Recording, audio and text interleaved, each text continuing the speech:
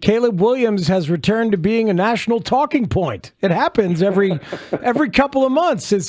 And we knew this kind of emblem of the athletic quarterback being asked and expected to become a pocket passer on command. Great conversations with you all of last season. And then we get this image in this story from last week of Caleb Williams alone watching film and seemingly learning to develop alone. It was striking to us. But how should it work? How should it work for a rookie in terms of watching film, learning to watch film, who you watch it with, all that kind of stuff? Well, I mean, I've been vocal about this. I mean, obviously, I think there's plenty of blame and accountability to go around for everybody involved. But when I was in the league, and a lot of people have, made the contention, well, you weren't a number one pick or number one overall pick or first round pick, so it was different. But when I was in the league, I never had a coach sit down and walk me through kind of the process of watching film, as we would use that term, quarterbacks watching film. I never had anybody kind of walk me through, oh, this is how I've done it, or this is a checklist, or this is a roadmap, a starting point. I never had that from a coach. Now, we watch film with the coach, so a lot of times, whether it's watching the game back and kind of talking through the scenarios, watching practice every single day, sometimes even at the start of the week, we pop on the tape of the opponent and watch some tape. But that's not the primary job of these coaches as they're building the game plan and, coaching, throughout things and getting ready, because once we get into the week, it's first and second down, then it's third down, then it's red zone and preparing all this other stuff.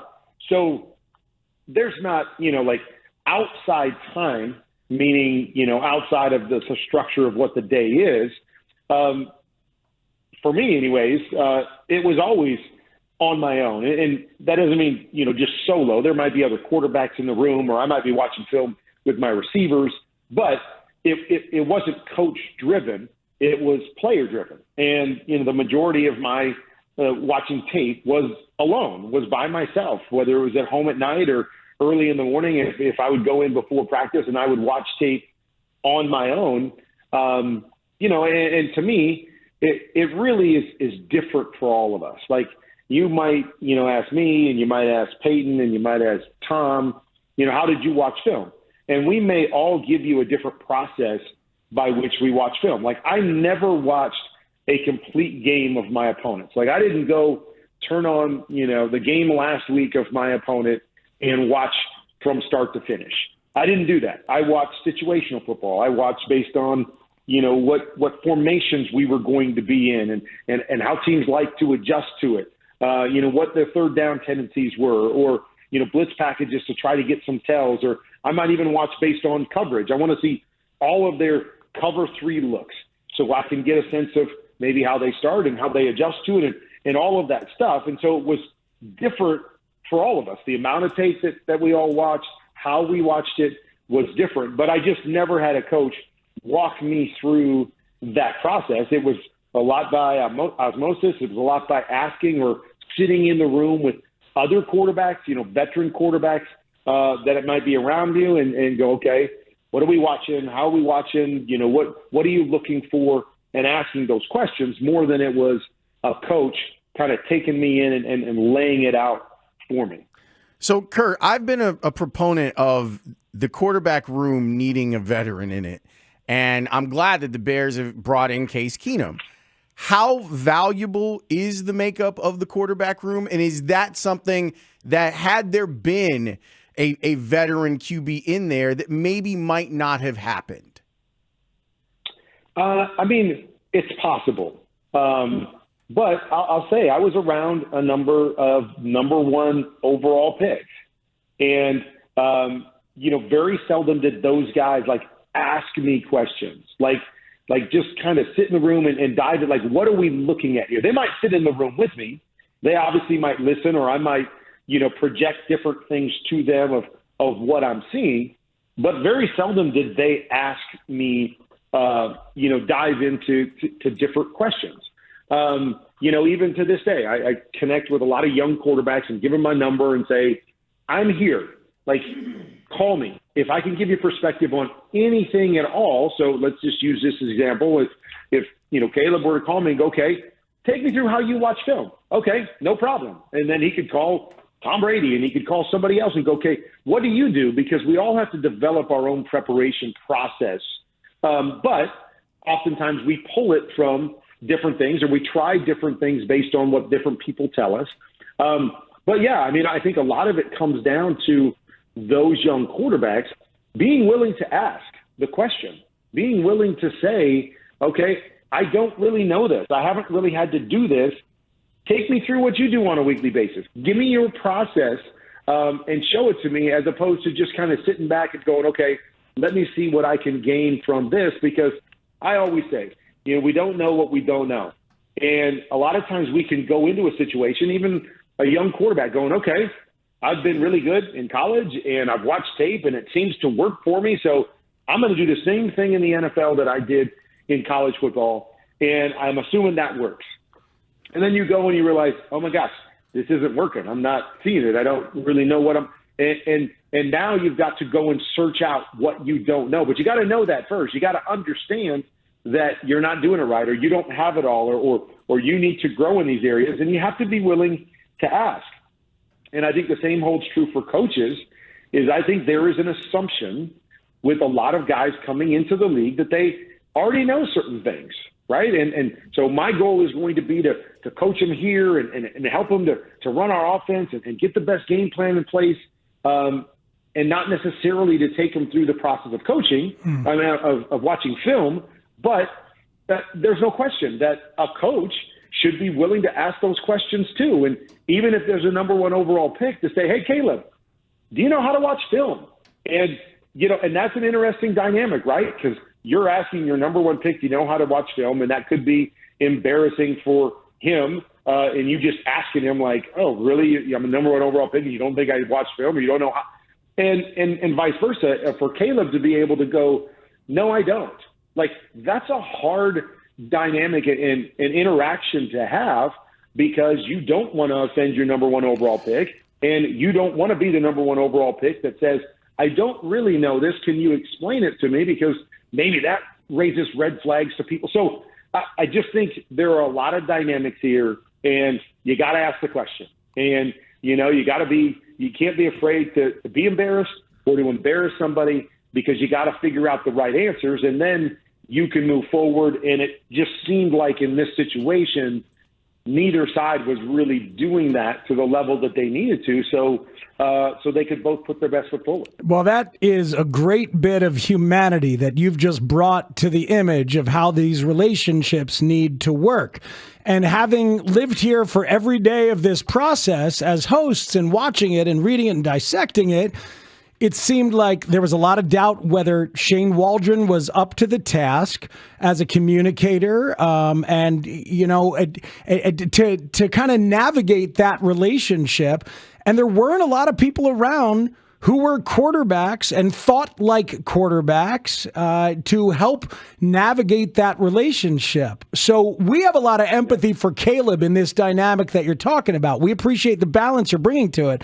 But I got to say, it feels like the responsibility for making that work is on the adults in the room. It's on the coaches in the room and the executives in the room to make sure they've got people in place who can facilitate that, as a parent would, frankly. Yeah, it makes sense, but I would like to think that, if you're 21, 22, 23, and you're stepping into the NFL, that you're an adult too. And, you're willing to say, and ask for help in areas that you're not getting help. Like, I can't believe, if Caleb were to go into a coach and say, hey, coach, I need help watching film. Kind of take me through a process. Like, this is what I'm watching. I'm not sure if it's the right thing. Take me through that. I can't believe the coach would say, I don't have time for that. And then just go, you're going to have to do it on your own. Like, that just seems really odd. Now, if that happens, that is, that's terrible for a coaching staff if you're going to do something like that. So I don't know the answer to that question. I just have to believe that they assumed he was good. And so they went and did the normal stuff that they do. and then that never got figured out. But I mean, it makes sense, of course.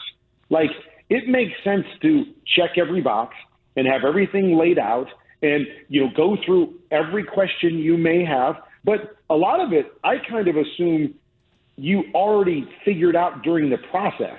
Like, if I was, going to draft somebody number 1 overall, I'm putting them up on a board. I'm talking to them. I'm getting a sense that they understand the game of football and they understand what they're looking at. And so I think part of that, when you decide to draft somebody number 1 overall, is you've probably seen enough to say, man, this guy knows what he's talking about. Like, this guy knows football. And so you kind of assume, because he knows all this and he had great success in college, well, he must know how to watch film. Like, he must be doing it and it's working for him and he's really smart. So why do we think that we have to take him through that? Because we're kind of just assuming that's the case. And so that makes 100% sense to me as well. And I think that's what a lot of coaches do, is they feel so comfortable with a guy that they're like, oh gosh, this guy knows, this guy's good, and if he needs something, he'll ask us, but we're comfortable with where he's at. And then the other piece, we talked about it a lot, throughout the year, the idea of the pure progression type offense that they were running, which is a whole nother piece to it, because you guys know, and again, to those that may be listening for the first time, pure progression. They give you a play. Number 1 is always number 1. Number 2 is always number 2. Number 3, number 4, number 5 are always number 3, number 4, number 5. And so another dynamic to it is, do I really need to know what a defense is doing ahead of time? Like, do I really need to study a bunch of tape to know, oh, I'm still going to look at this guy first, and if he's open, I'm going to throw it to him, and then I'm going to go to number 2, and I'm going to throw it to him, and then number 3. Like, how much tape study is important when you're giving them the play, and that play and the progression and everything stays the same no matter what you see? And I think, and again, this is, I don't have, definitive knowledge on this, but I believe because high school football does a lot of pure progression, college football does a lot of pure progression, the NFL's starting to lean in that direction, that some of these quarterbacks are not learning how to watch film and understand how to prepare at those lower levels to the same degree that maybe someone like me that did more of a full field defender read type stuff, where I needed to know, oh, it's cover 2, my read starts to the left. It's cover 3, my read starts to the right. And so I needed to see this stuff in film. I needed to know this stuff and have an idea of what I was looking at, because it led me to where I was going to go playing the game.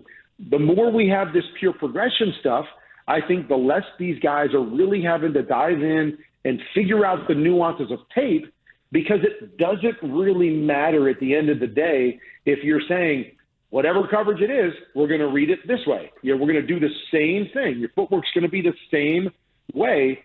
But, I'm not a big fan of the pure progression. We talked about it a lot. I think it hurts quarterbacks. It slows them down.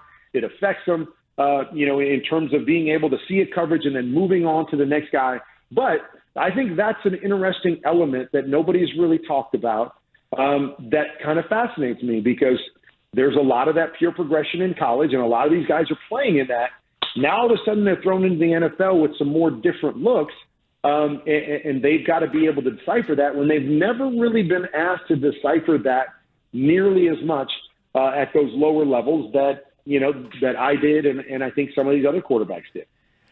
Kurt, the Bears also drafted Colston Loveland, and he's a tight end that I think has a lot of wide receiver in him. And I know you're one of your former teams, the Arizona Cardinals, with Trey McBride. I love watching him go after it out there in the desert. How can an athletic tight end change the way a defense plays? Well, I mean, I continue to believe that the biggest mismatch in football is a really good athletic tight end against really whoever's covered him, but specifically against linebacker-type players, because those linebacker-type players have to read their keys, they have to stop the run, they have to be in the right run fit, and they've got to be able to run and cover down the field. So I believe that is the biggest mismatch in football when you have one of those guys. So that's kind of where it starts. then you're building an offensive line. You've got a Ben Johnson that loves to play action, right? Giving those linebackers that have to cover an athletic tight end just some sort of run fake, some sort of visual that says we're going to run the football to make them hesitate while having this athletic guy gives them an advantage right there. And then it's often personnel driven, right? If we can put Cole Kmet and Loveland on the field at the same time, that's going to force more of a big package, a linebacker-driven package by a defense. Now we can split, one guy out, and he can have some of those wide receiver elements, and you can put a defense in a bind. You can put him in space. You have to force maybe a cornerback to cover him, so now you can put DJ Moore in the slot, and now he's covered by a linebacker. So there's so many different elements because of that mismatch that can play out in terms of the scheme that you run, can play out in terms of, the personnel that you run, or even the formations that you want to get into to get favorable matchups for the different guys in different ways. Kurt, I got to go back to the Caleb thing and push back respectfully just from this standpoint. I feel like we saw that Matt Eberflus and the other coaches were not very good at the kind of direct communication, the kind of positive confrontation, the kind of forced accountability that you need to have. And maybe you need to have it more now because players do come in confident and they do come in cocky. And, but like we saw them basically call out from week 3 on, we'd like to be coached harder and more directly, which was an insane dynamic to sit through. I feel like the Bears failed Caleb in this opportunity, and I wondered if you see it that way, or if you see it more as Caleb's responsibility to step up. And I agree that it's both, but if it had to be one or the other, I think the Bears failed Caleb more than he failed them in year 1. Well, I think it really depends on what we're talking about. I mean, obviously the coaching staff was let go because they didn't do a good enough job in numerous different areas. And it wasn't just when Caleb was there, it was before Caleb was there. And so, I think it's easy to say it's got to start there. It's got to start with the coaching staff and putting your guys in the right position and laying it out in a certain way to be able to be helpful to them, especially young quarterbacks. Is that sure?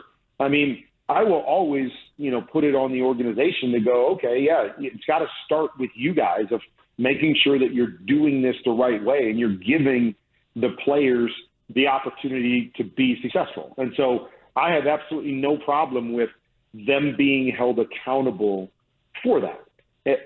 I'm just one of those that believes, but everybody is accountable. If you're not getting what you need, and again, maybe, because you said they were coming out and asking, maybe Caleb did go and ask, hey, I need this. I need help in this area. We need to adjust this. I need more time with you guys to learn this. And they didn't do it, obviously fully on the coaches. If there was times where Caleb wasn't getting what he needed and was just hoping that they would give it to him and didn't go and search for it or ask for it, then I think he has to be held accountable as any other player would be held accountable. So I don't know all of the dynamics. I just know that if I'm in a situation where I don't feel like I'm getting what I want, and I'm the one that has the ball in my hands and is going to be exposed, I'm going to find those answers. Even if it's not in the quarterback room, in the building, maybe it's outside the building. He called Lincoln Riley. Kurt, he called Lincoln Riley at one point for exactly that, we think. There you go. So if he called Lincoln, or he would have, it's Caleb Williams, for goodness sakes. He could find the number of any player and any quarterback and any veteran quarterback that he wanted and said, hey, I'm not getting this inside the building. Let me go get it from Tom Brady. I read something the other day that Tom's become a bit of a mentor to him. Like, if that's the case, then Caleb should never be wanting for any kind of information that can help him on the field. If I can call Tom Brady and Tom Brady's going to pick up and answer my questions, I'm going to at least have a blueprint and a roadmap to how to, watch film, or, how to eat, or how to, go through my weekly routine, because I have access to that. And so that's all I'm saying is that I'm not saying it's more on Caleb and more. I don't know the dynamic. I think they're all accountable. I think, again, you have to ask the questions. Like, coach might have assumed. Don't assume. Don't assume. Even if you're going to embarrass your number 1 overall pick, get in there and ask him questions. Make sure he knows how to prepare. And if you got to hold his hand a little bit more, do that. If you're Caleb and you need some answers to questions, find those answers. Go up and ask. Continue to knock on the door. You know, continue to go in. Can I watch film with you guys as you're game planning so I can see what you're basing this off of and what I need? Like, again, I just, you know, it's just the highest level. And I think there's always an assumption of what people know. And I think that's the case in any job that you get. You kind of come in and you're at a certain level and people just kind of go, oh, I assume he knows that, and that. And so now let's just hit the ground running. And that person might not know that. So they've got to figure out, how do I get those answers? I don't think that assumption is just crazy. But at the same time, if you're going to assume that as a coach, you should be held responsible. If you just assumed and never asked and never knew the answer to that question, you should be held accountable if you have players that don't understand it and don't get it and don't have the information they need. You should be held 100% accountable for that as well. Okay, so look, I don't want anyone to get in trouble for tampering. So if we run into Caleb, can we tell him that he can call you instead of calling Tom Brady? Anytime. All right. Anytime. Always open to it. Hey, man, really appreciate the exchange and the explanation of the personal responsibility of the quarterback, no matter what the resources are. Makes a lot of sense. Thank you, Kurt. You got it, guys. Always great to talk to you. It's Kurt Warner, the Hall of Famer. It reminds me of Lucas Giolito going outside the White Sox organization to find pitching help. But how old was Lucas when he did that? Yeah, very old and had failed an awful lot. You're exactly right. So I don't want to step on Kurt because I want to let him speak.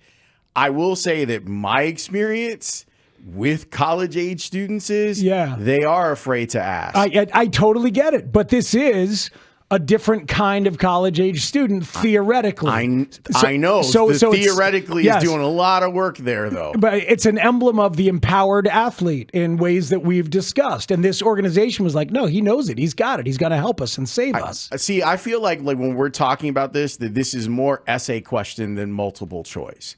I think that you look at it and you say, okay, here's your graph about Caleb and his responsibility, which I'm glad that Kurt brought to the table. And other people have been saying too, like Dominique Foxworth has been talking about it in that regard too. And then there's a few graphs about the Bears, one, making the assumption, because when you make an assumption, you make an ass out of you and umption. And that's very important to realize. But I also think that there's a psyche thing here. I think that the part that I'm fascinated by, that if we had like 2 hours with Kurt that I'd love to go back to, is him talking about the responsibility of high school quarterbacks and how they make their way up. My working theory, Dan and I talked about this for years. My working theory is that quarterbacks who are clearly the most talented player on their team, and maybe they were going to play another position, the coach wants the ball in their hands as many times as possible. So that guy becomes the quarterback. And that doesn't mean that they're the best passer on the team. And so there's a lot of stuff that needs to be learned. So it's ripe for discussion, and we can continue the discussion with our good friend Danny Parkins. Agreed. Hey, keep listening for your chance to win.